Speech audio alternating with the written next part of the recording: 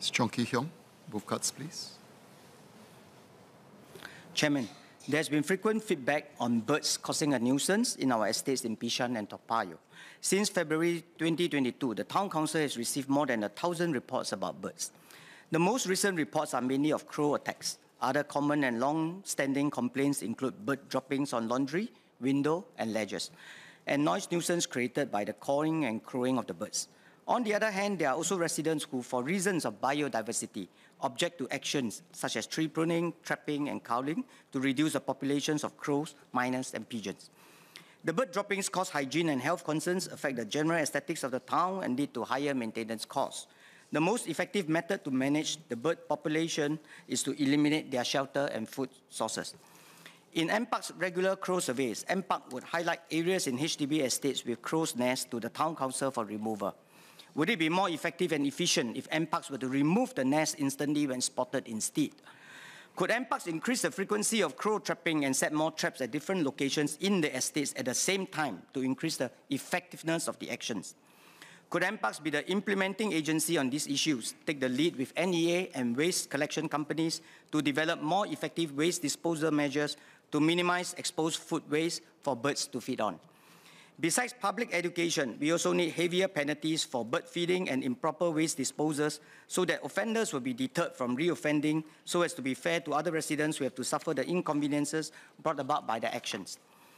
Second cut. While free-roaming chickens have multiplied so fast at one of my estates, Thomson Sin-Ming Court, that a task force comprising mainly residents with representatives from MParks, Town Council, and Acres in support was set up to attend to the feedback from two groups of residents with opposing views. At last count, we had about 60 chickens, down from around 100 in December 2021, after a few exercises to relocate some. One group of residents have been severely affected by the loud crowing made by roosters regardless of day or night. The residents may be working from home, preparing for exams, taking a rest from shift work, or elderlies who need rest. Some have resorted to installing expensive soundproof windows. Others send me videos or sound files as evidence of how noisy the roosters are.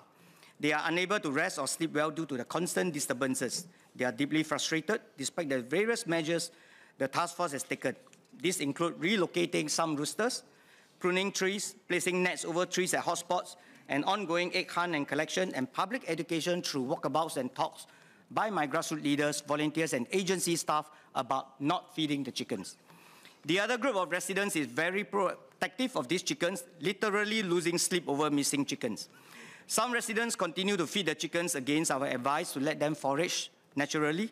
This has contributed to overpopulation and attracted other pests. Recently, a fight even broke out between residents due to chicken feeding, and a police report was lodged. The task force strives to find a balance between having some chickens in the estate while reducing the inconveniences brought about by the overpopulation. However, the issue has continued for far too long and has incurred too much time, effort, and resources, and is therefore time to step up efforts.